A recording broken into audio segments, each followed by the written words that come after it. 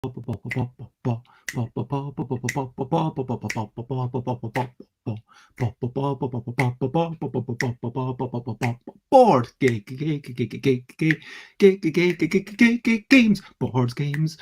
games, it's what I'm talking about. Board games, my housemates are sleeping, so I will not shout. Board games, are things that you can enjoy. Board games are in the same sort of kind of, there's a fine line between games and toys. Board games, I'm struggling to come up with rhymes. Board games, but I am filling up time. Oh, board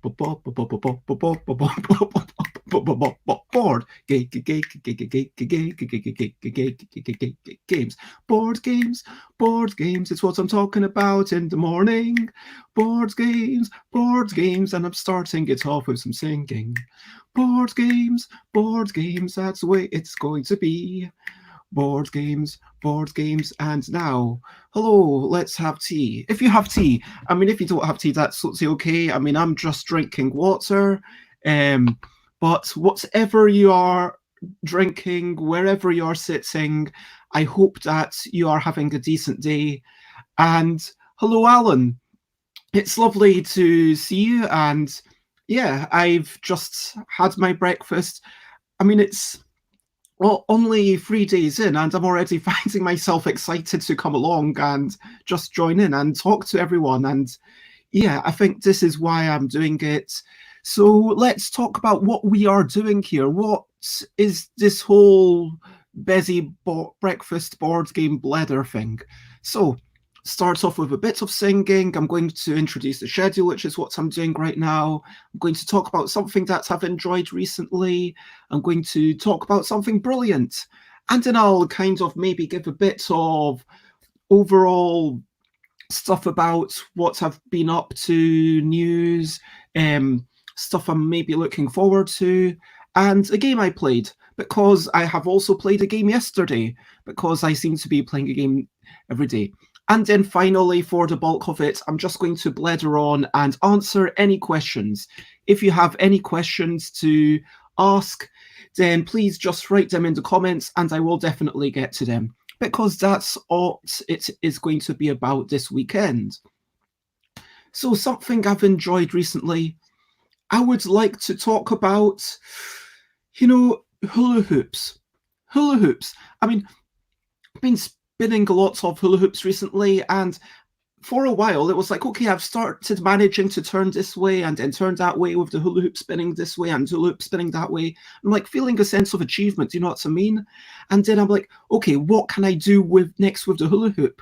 Morning, Jean, lovely to see you. And but I saw someone doing a thing where they kind of move the hula hoop and keep it in a constant place.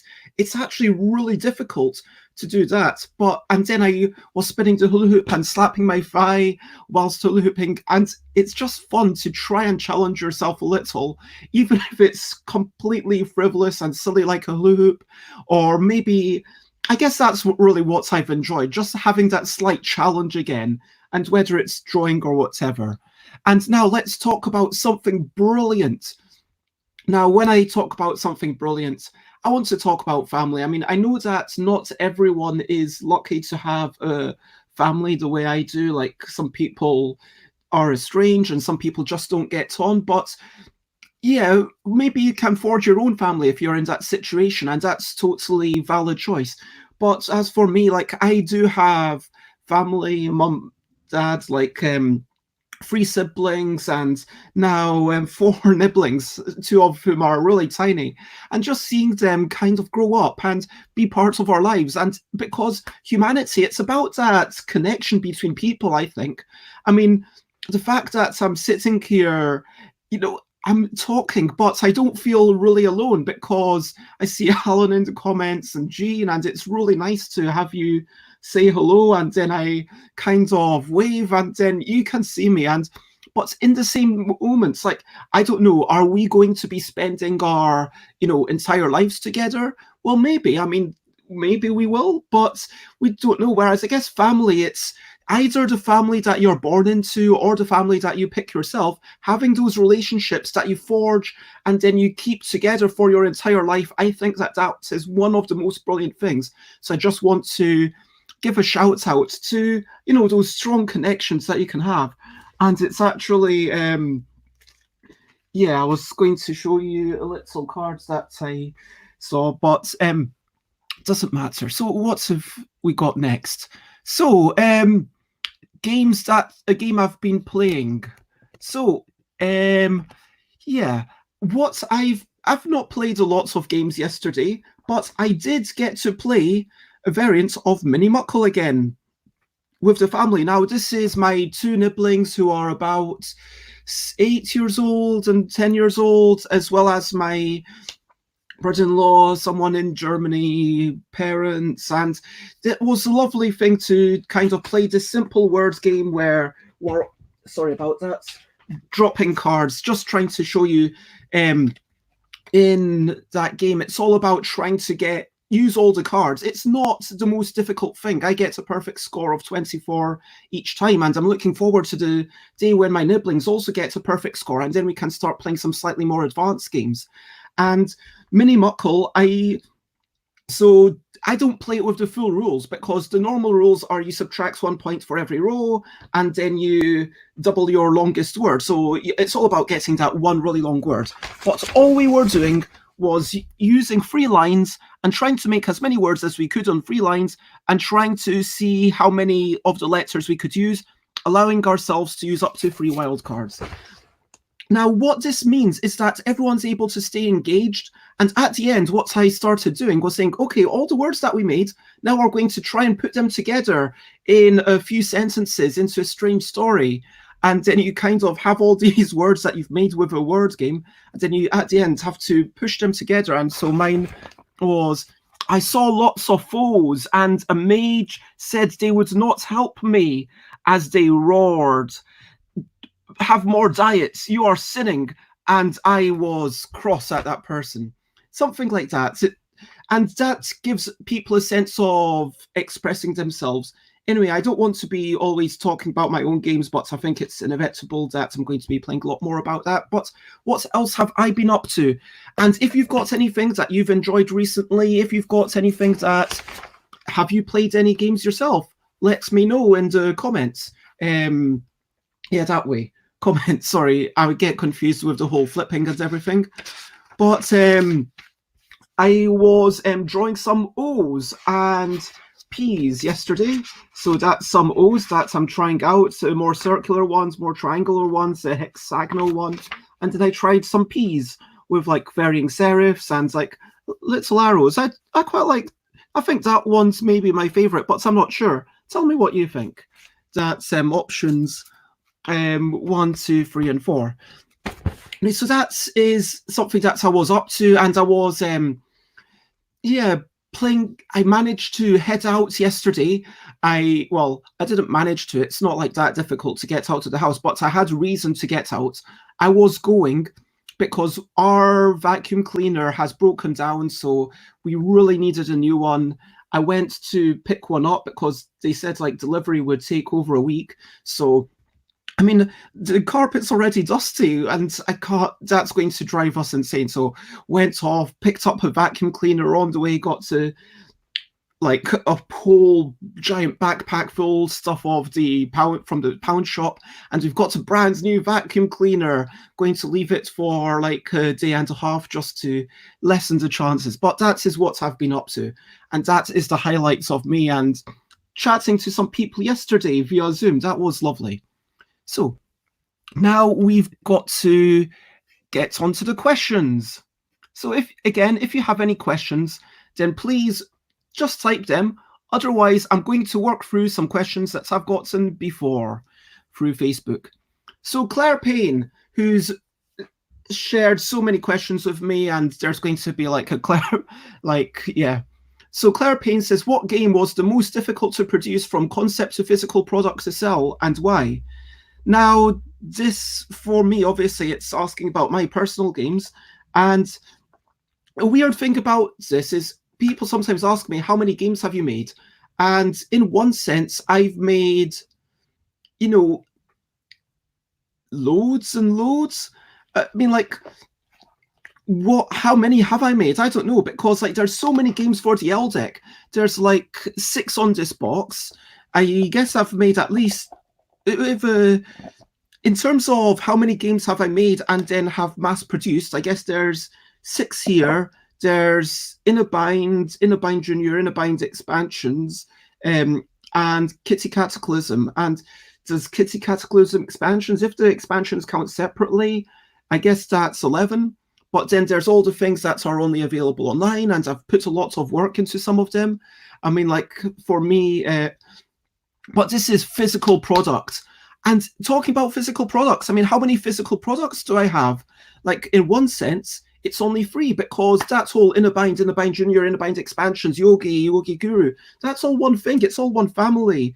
And the same with the Wibble Plus Deluxe and all the L decks that I'm going to make. That's kind of one family.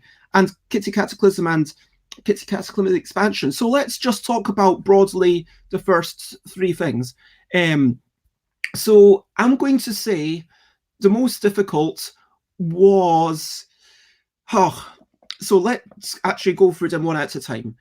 In a Bind, that was the first thing I'd ever made. I had to learn how to print stuff.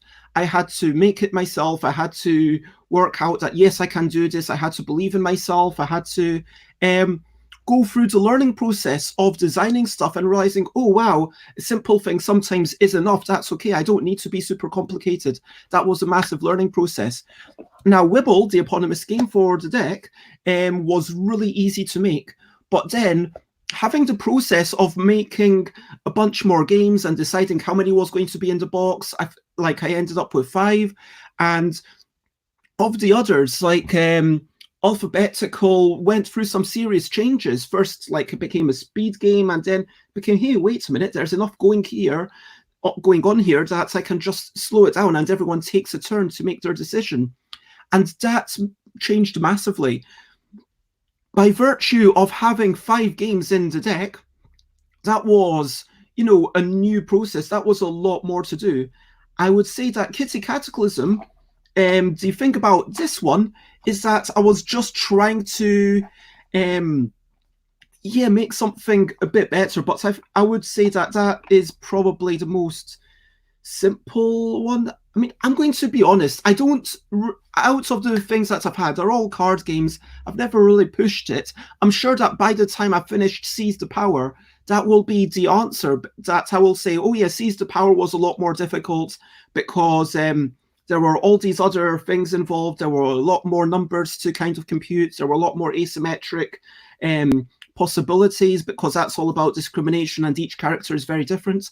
And I'm sure that at the end of the day, in 1 or 2 years' time, I'd say, yes, Seize the Power was my most difficult game. But out of the 3, honestly, I don't have a strong opinion out of any one of them. And I know that's a really disappointing answer, but that's the way. Now, Ellie Blues, lovely friend from France, lives kind of close to Cannes. By kind of close, I mean like about 5 hours or 3 hours. Anyway, kind of close to Cannes. Anyway, so Ellie Blues asks, did you ever make a game that you now think, hey, that game's worthless? And yes, absolutely. I mean, I've made games and then playtested them and then realized, hey, that's not a game that I want to pursue. But I will say that by the time I've actually mass produced it, it's gone through so much playtesting and so much iteration that I'm fairly confident it's going to be a good game. I mean, In a Bind, like, I started working on it like 2013, 2012, and then it took me a year or so to do the Kickstarter and then another bunch of time to finish it off. Like, every game that I've been working on, it's not like just slapdash, put it together, get it out the door. It's about, okay, this is going to be the thing that I'm focusing on and totally intent on it.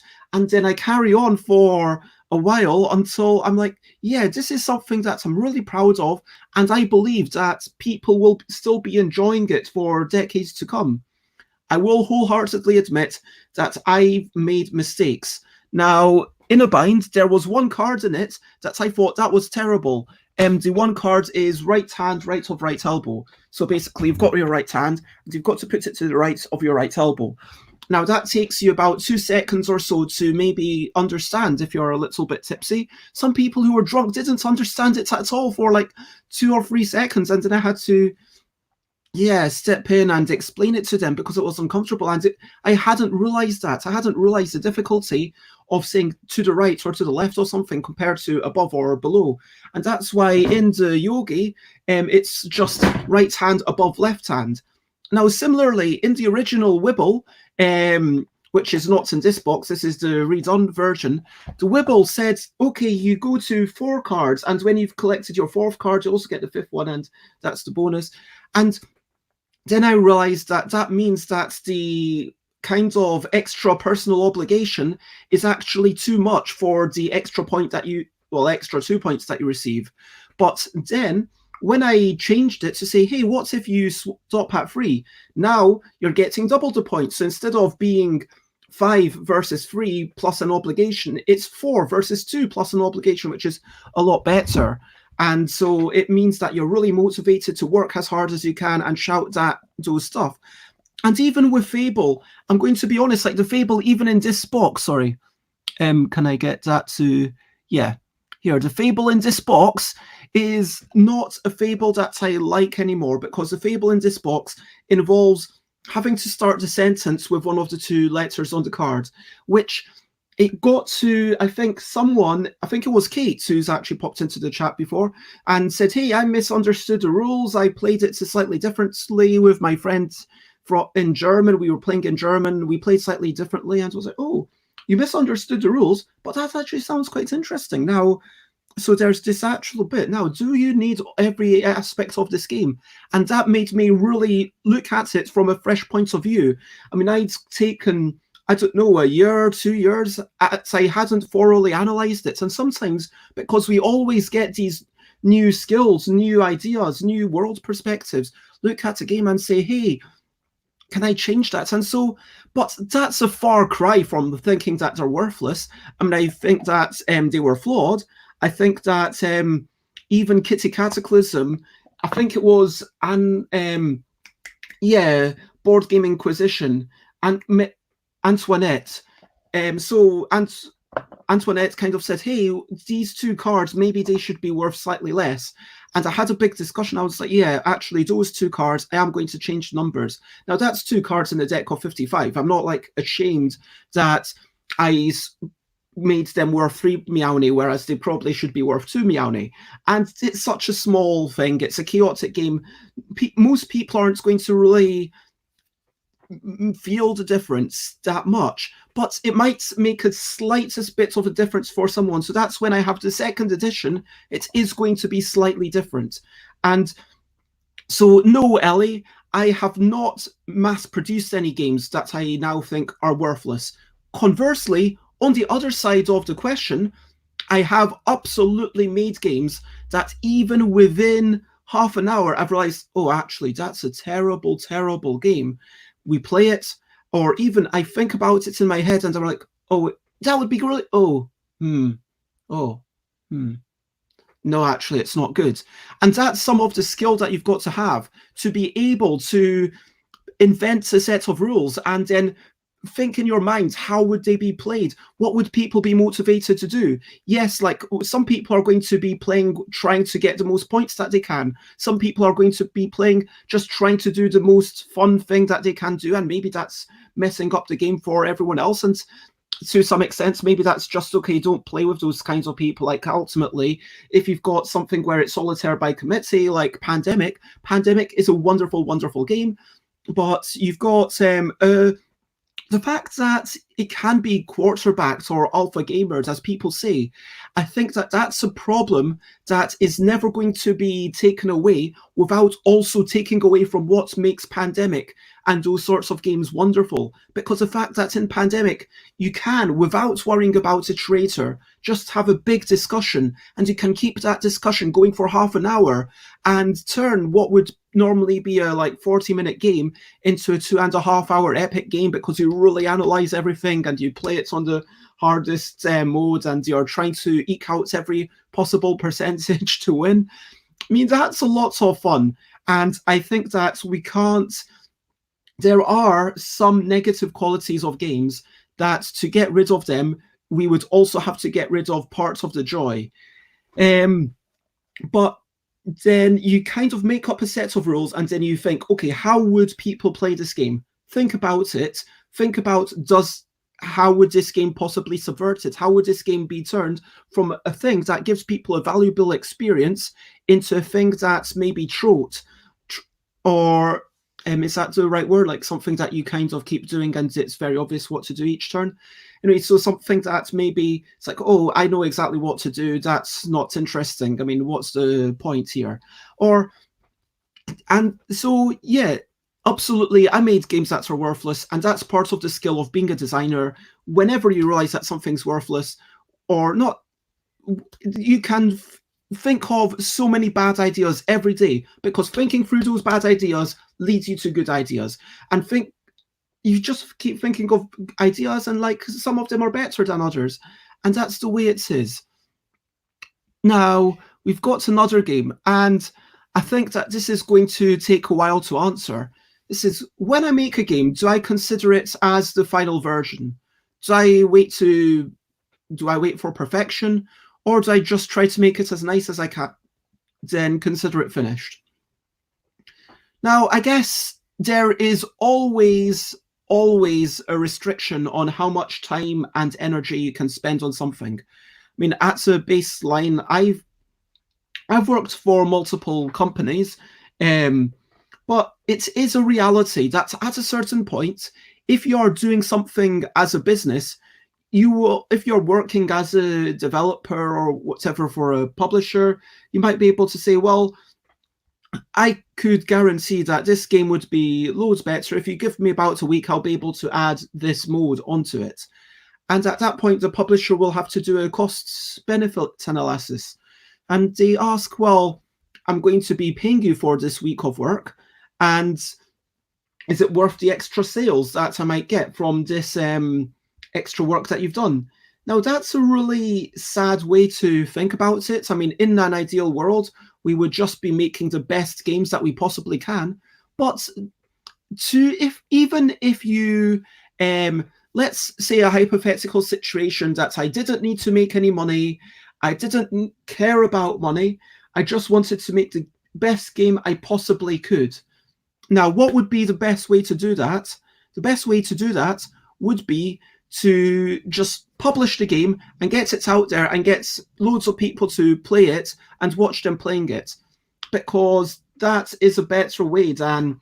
But let's say I want to make the first release as good as I possibly can, because I'm like, yeah, I don't want to be reiterating on games when I'm doing a second edition with substantial changes. That's not something I want to do. Let's imagine that. In that situation, you still have a deadline. Your deadline is basically how long are you going to live? Because just reality, we are all only going to be here so often. This is an extreme example, but sometimes it pays to kind of make these extreme examples to make the point that we all have some sort of deadline. Now, given that I want to do other things in my life also, I'm not going to be making this game and never releasing it and then just on my deathbed saying, hey everyone, here's a whole bunch of games. I hope you enjoy them.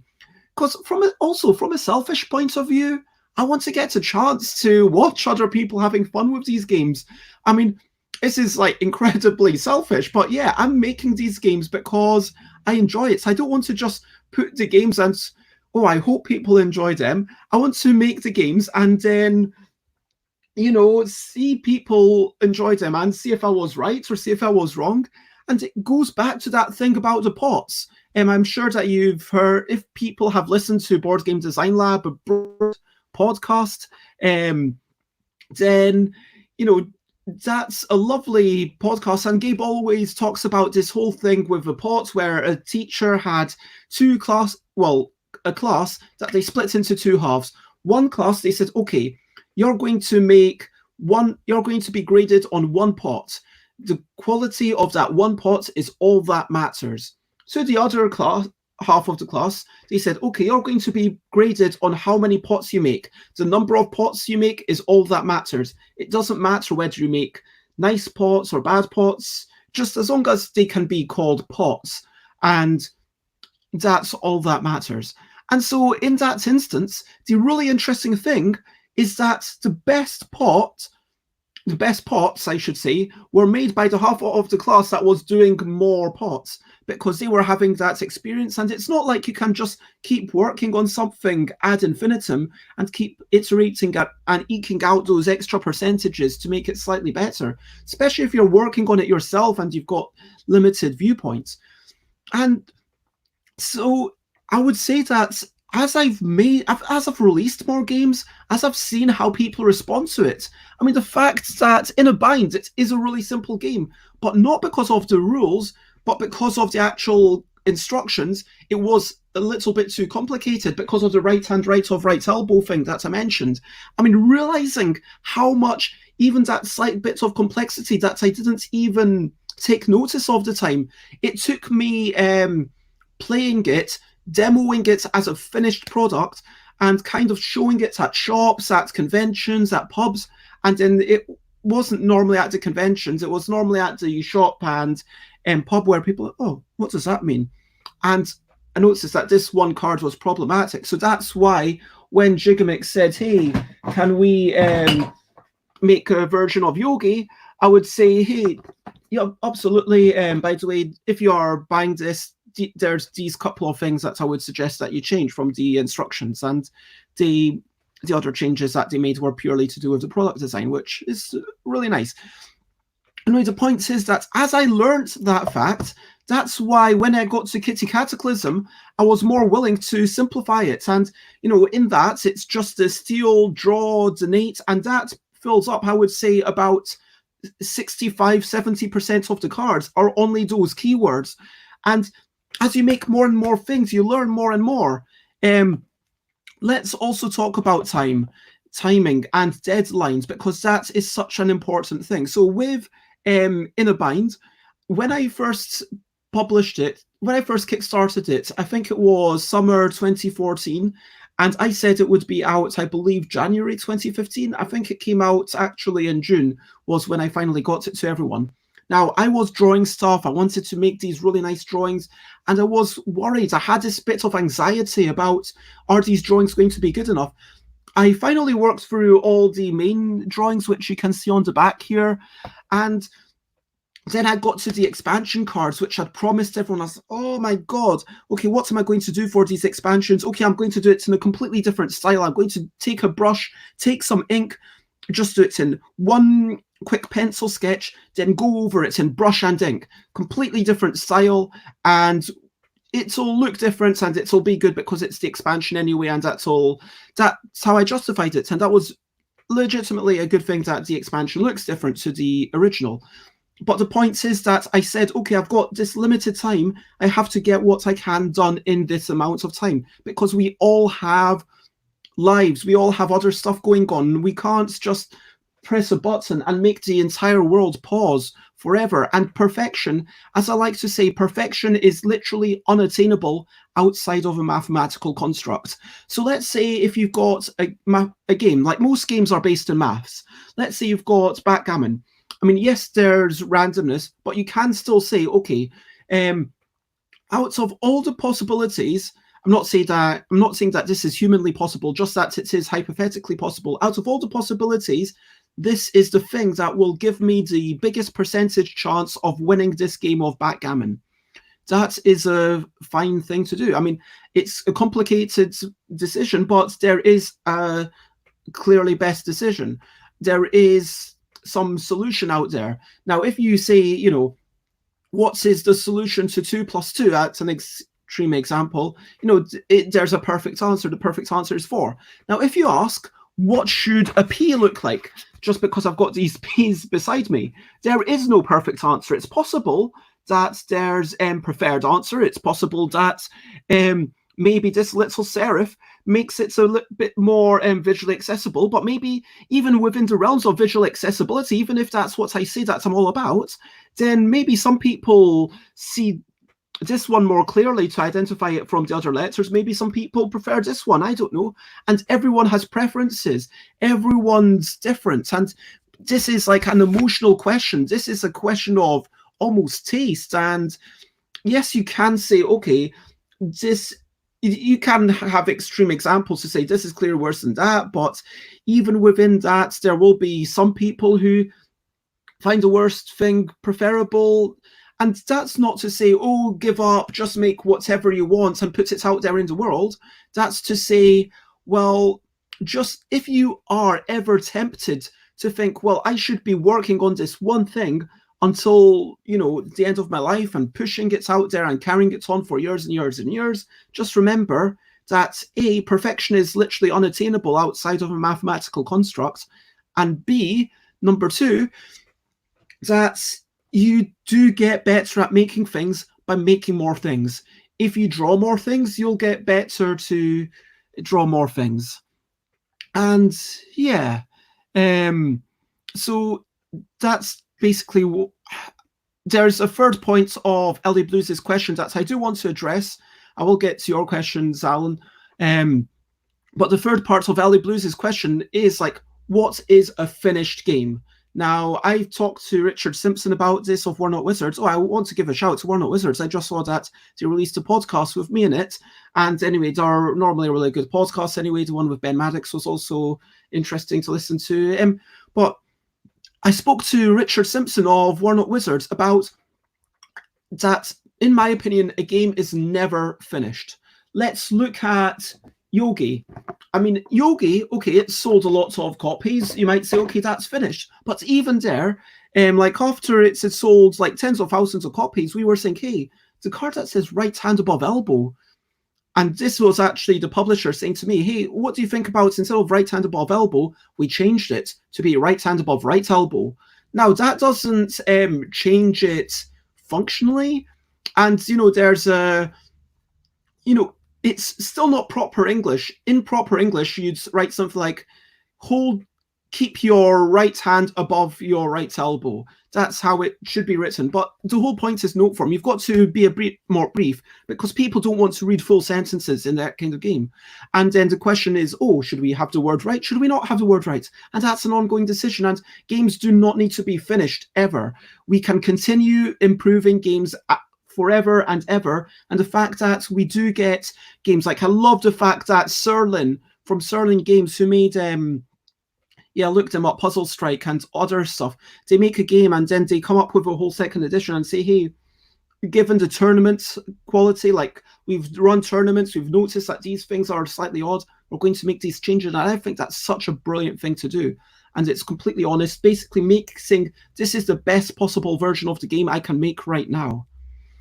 And so, yeah, in summary, Ellie, no, nothing is ever perfect. And nothing is ever final. And yeah, at some points I'm just like, well, I'm going to stop working on that. I'm going to have some other people working on it. But yeah, you just try to make it as nice as you have to. Like if I'm selling a game to a publisher, I wouldn't even, it depends. Like there were games that I invented just before I went to Cannes. And I'm like, okay, this is a fun idea. I'm not going to work out exactly what the 8 words that I'm using should be. Like this card needs 8 words. Sorry, the game that I'm talking about. I'm not going to go into the mechanisms because it's one of those games that's quite easy to copy if you kind of know exactly how it works. But anyway, so I was like, okay, this is a thing. I showed it to a couple of publishers and they were like, oh, this is really nice.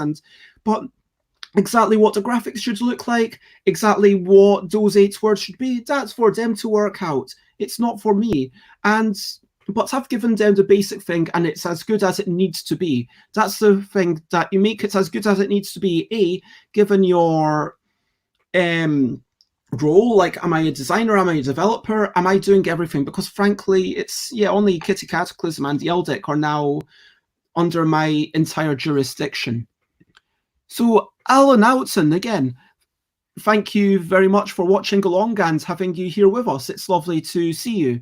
I mean, I can't actually see your face, but it's lovely to know that you're out there and watching me. So, yay. And Alan asks, have I ever combined 2 or more of my own games together to create new games? I'm slightly confused by that parenthesis because Yogi and In a Bind are the same game. Now it's so combining Yogi and In a Bind, I guess that would be double deck of. But so I'm not. Sorry, I should have actually read that before. Could I ask you to clarify a little bit exactly what you mean?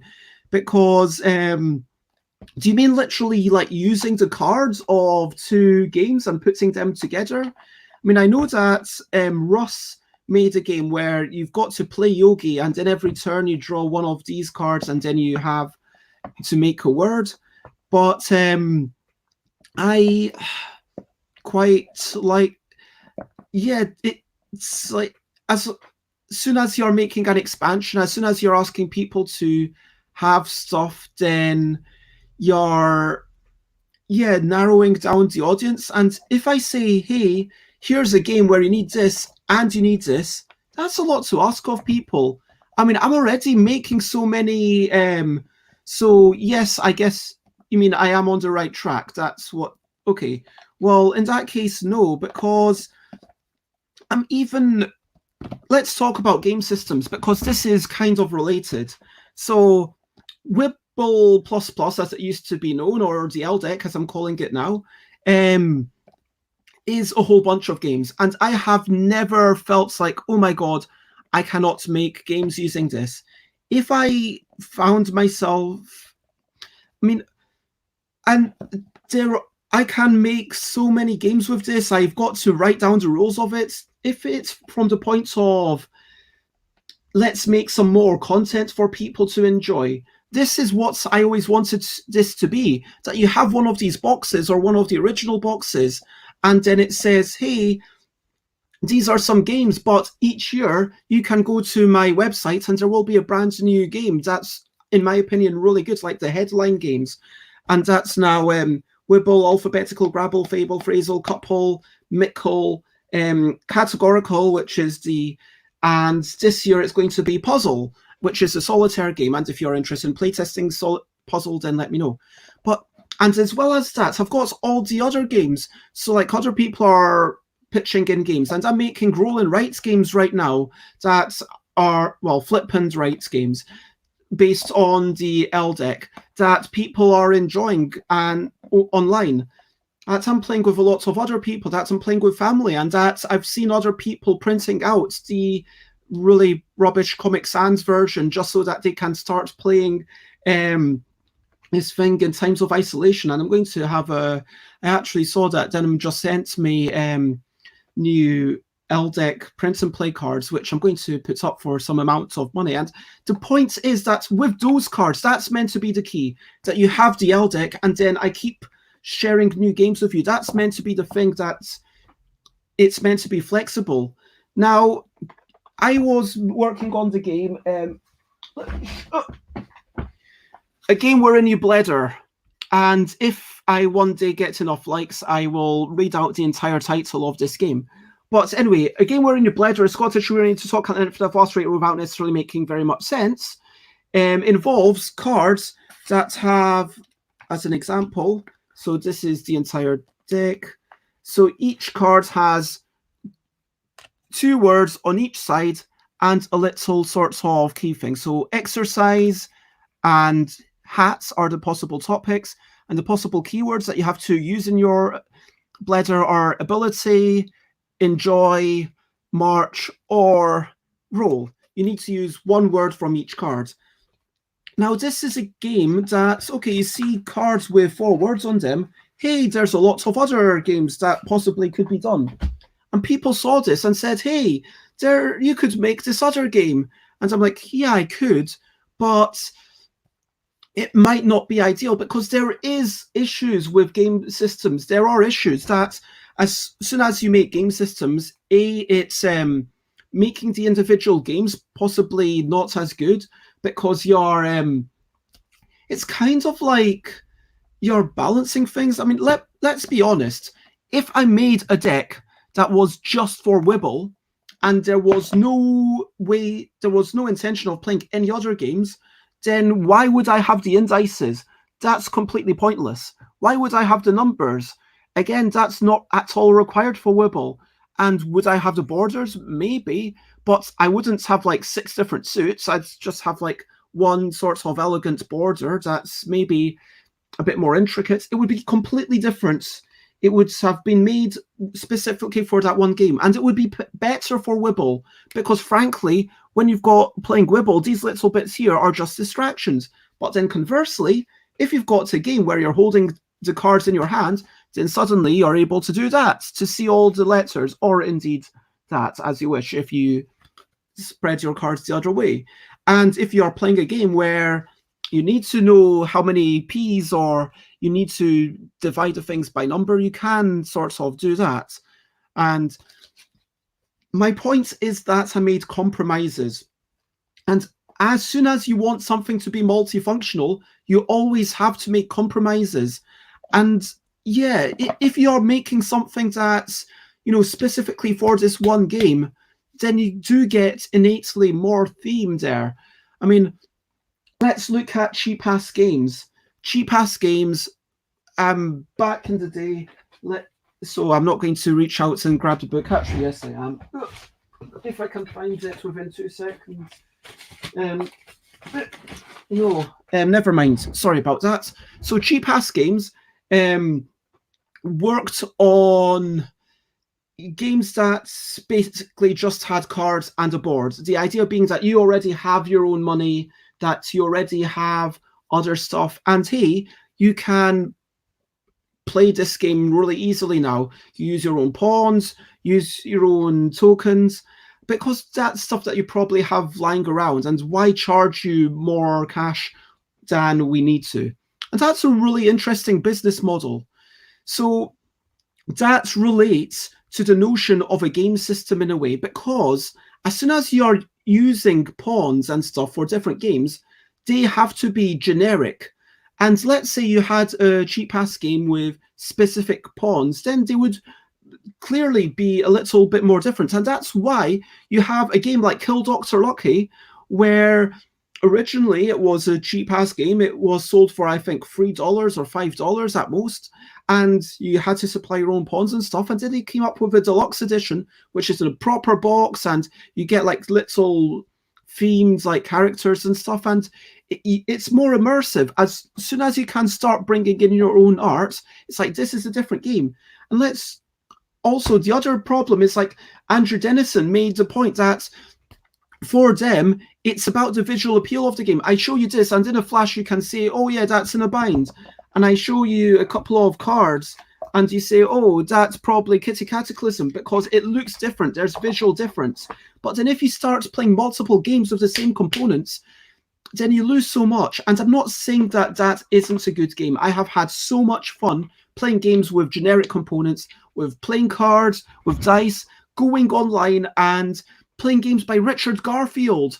Richard Garfield has invented a really cool auction game that uses traditional playing cards, and there's all sorts of stuff out there that if you've got a couple of dice, pen, pencil, paper, and traditional playing cards, you have access with the internet to literally probably thousands of games, probably hundreds of which are actually good, which is kind of crazy.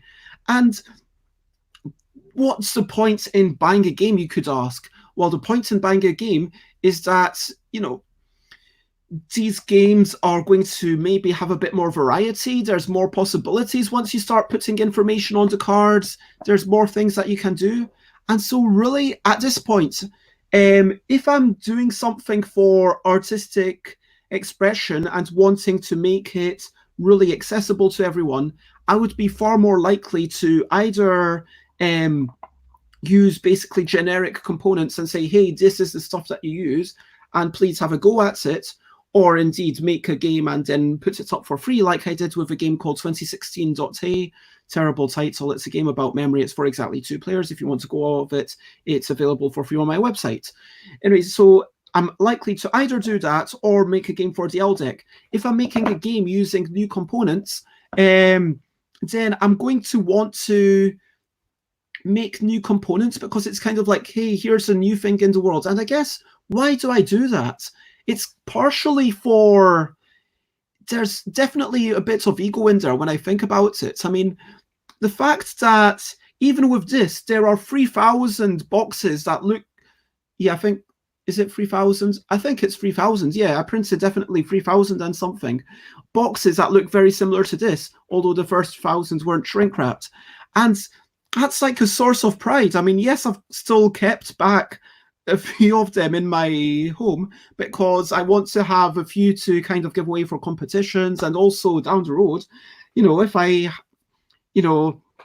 have some family ever, or they or adopt someone, I don't know, I might be like, yeah, this is a thing, and give it as a present. I want to have some copies held back. I don't want to be like, yeah, I'm giving out literally everything and never reprinting it.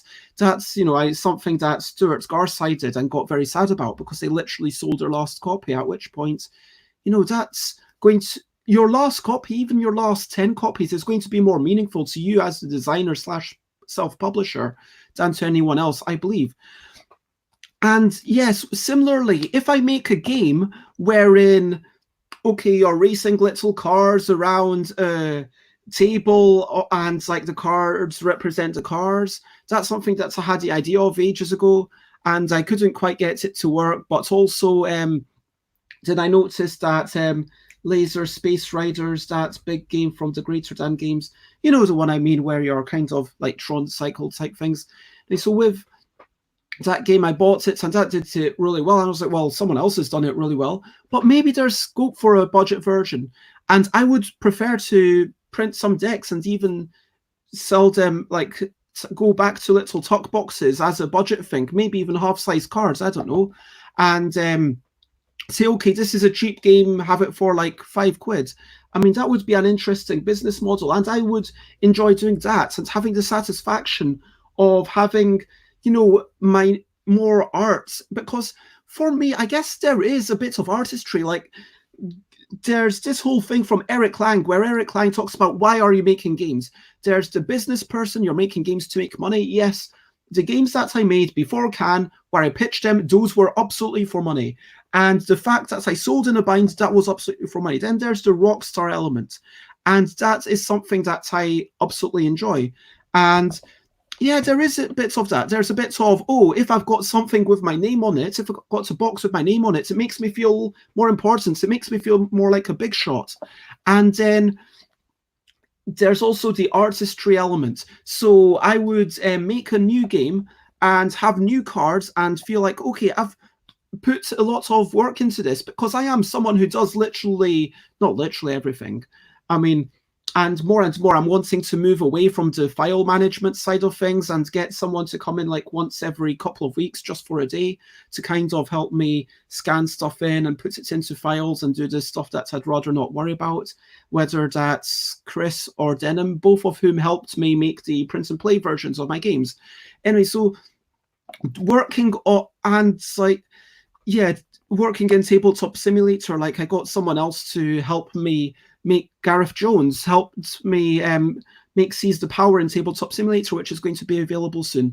Anyway, so the point is, but I do design, development, art, like illustration, and make the graphic design choices. And I basically get absolute power and absolute say. And at that point, how can I not say that this is an expression of me? This is like a creative endeavor. This is like a thing that I've put out into the world. And sometimes I make mistakes, like first edition Kitty Cataclysm, the fact that it can be on your shelf and you will never be able to see any name of the game on any of the sides. You just see lots and lots of little cats, which is fun, but from a marketing perspective, that's really, really terrible. I mean, I should have gone like the other way, but like the fact that I am going to have a game wherein you Blether with one day with like just writing on the box and nothing else, I'm tickled by that notion. Although for legal purposes, I think I do have to have a CE mark. I think that's all. I might have to have the contents, unless I put the contents into the name of the game as well, yeah. And I could put the CE mark into yeah, I could say this game was awarded a... Anyway, so that's like the game with the absolutely ridiculous name. So the point is that this is an artistic expression. And if I am making something that's combined, for example, in a bind and wibble, what would be the point in that?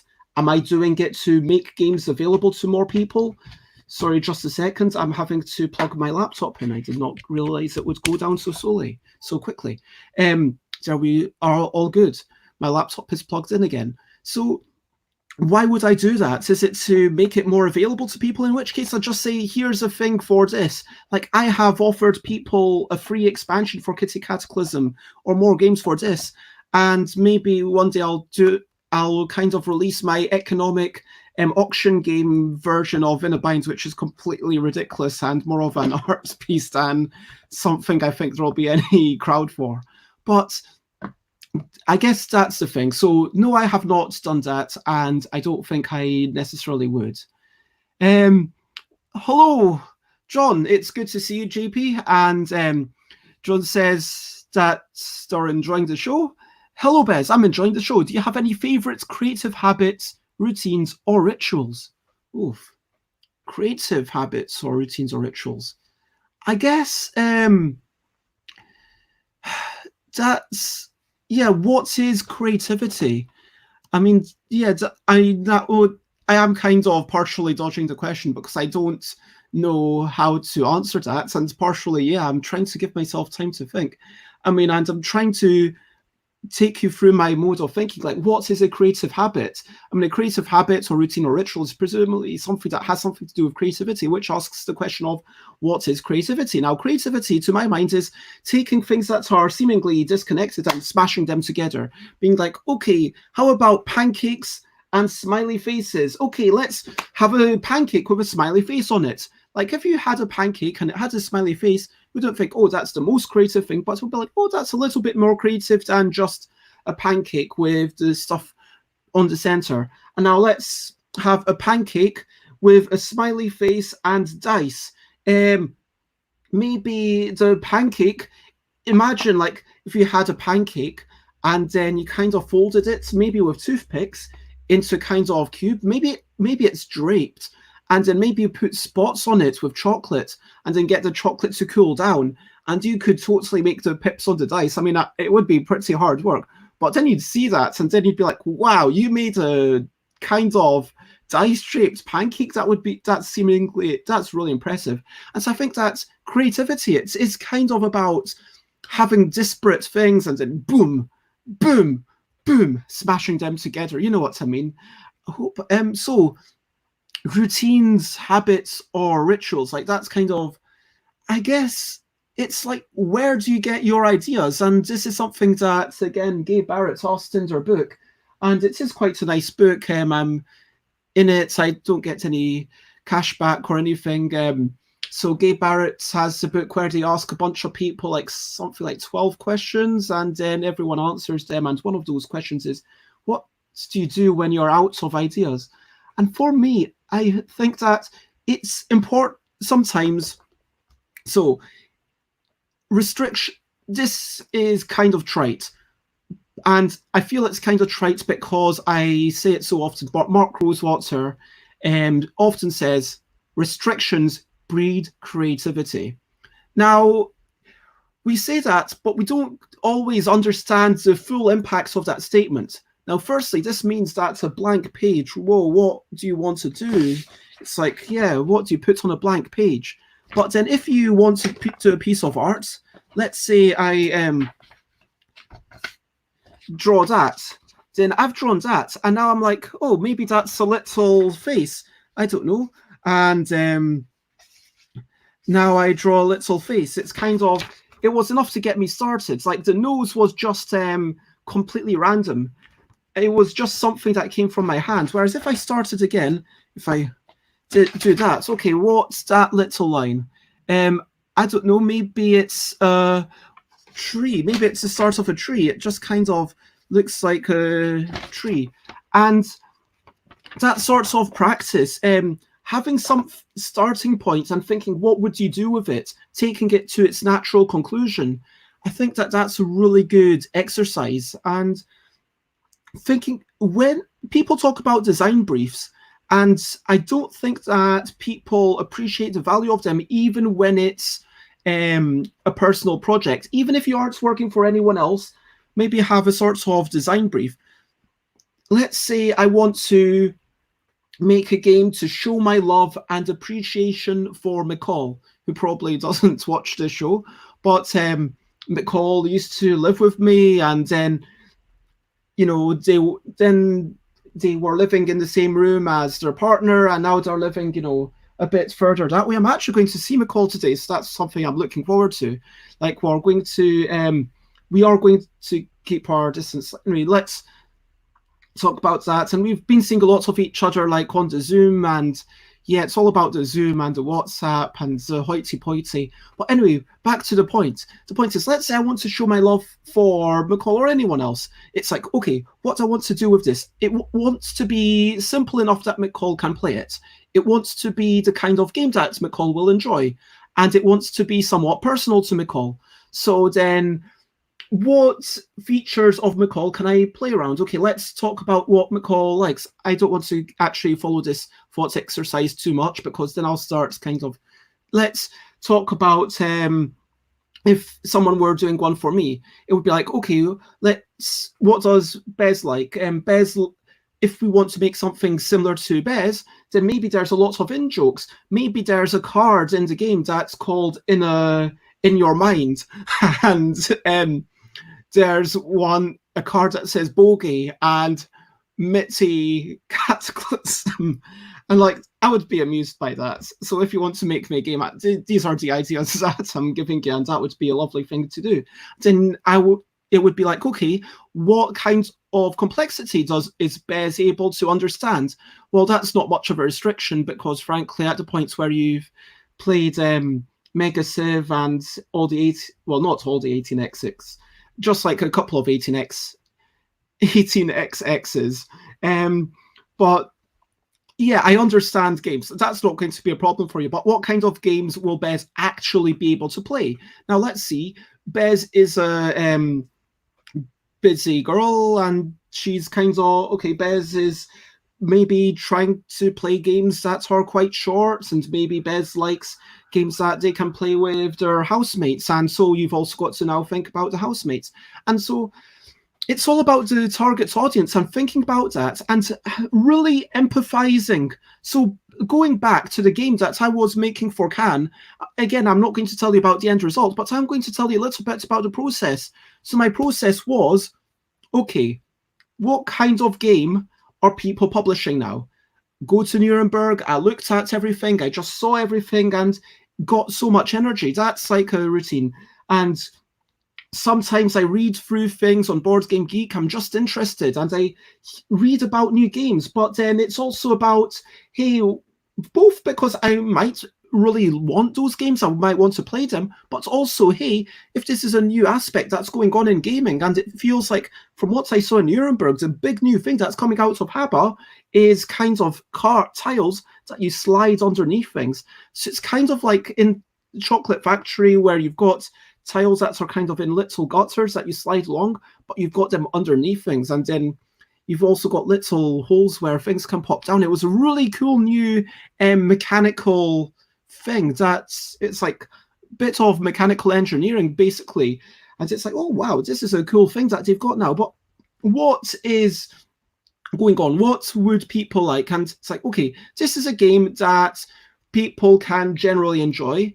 What's a twist on it? Okay, what's not been done? And you could say, okay, a deck building game where you don't add cards, you just get rid of cards. What would that be like? Okay, something where you've simplified things. Think about your restrictions. It's not just about saying, what would this look like in this situation, but also what target audience? So how can I make this possibly as simple as I can make it? Think about a game. When you play a game, don't just play it and enjoy it. To actually think, why did I enjoy it? Just pondering things, just like sitting back and enjoying things. But sometimes someone's talked about, like, I think, like 3 aspects that they have with like the creative stance, where they have like consumption, where like sometimes they just need to relax, and just enjoy some shows. Sometimes they have creation, which is like, okay, now I'm actually designing, I'm working out things, I'm making decisions. And then it's construction. Construction is like kind of when they sort of put things together and like, you know, cut out bits of paper or draw things, something that you can listen to a podcast or an interview while you're doing.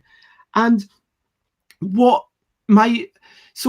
is a creative habit, routine, or ritual? I guess I'm genuinely not trying to dodge the question. I guess it just comes naturally to me. But genuinely, I would, since we're running out of time, I'm just going to say that walking around or cycling whilst listening to podcasts on my headphones at 1.5 to double speed and enjoying that and having a chance to listen to that and ponder things, or sometimes in the shower or in the bath, or just sitting down and having nothing to do, having a bit of silence and really thinking, okay, this is what I'm going to ponder. I'm going to sit down and I'm going to think about a set of rules. I'm going to think about how people would engage with it, and I'm going to do that. I hope that's been of some, let me get rid of that. I hope that's been of some interest or utility to you. If you have enjoyed this show, then, I do want to give a shout out to my Kickstarter, which is still running, and I will grab a link and put it in the comments. So if you follow that, you will get to see my Kickstarter, which is for Kitty Cataclysm stickers. So you've got the Cat Burglist, you've got the Pyramid Scheme. If you want to catch a bunch of stickers, wait, I think that's cut off. There we go. Or if you want to cheer yourself up, or if you want to give someone a cat-ass trophy, or just make a catalogue of all the terrible cat puns, you can do that by going to the Kickstarter that I mentioned. Anyway, so that is me. I am Bez. I've been Bez. And if you want to email me, stuffbybez@gmail.com, Twitter, stuffbybez, Instagram, stuffbybez, website, stuffbybez.com, Facebook, search for Stuff by Bez, but Facebook doesn't let you have the F and the B next to each other. So it's facebook.com/thingsbybez. And thank you so much, everyone who's watching and said hello. Thank you, Alan and JP and Jean. I hope you have a super Sunday as well. And for now, I guess, oh, hello, Ellie.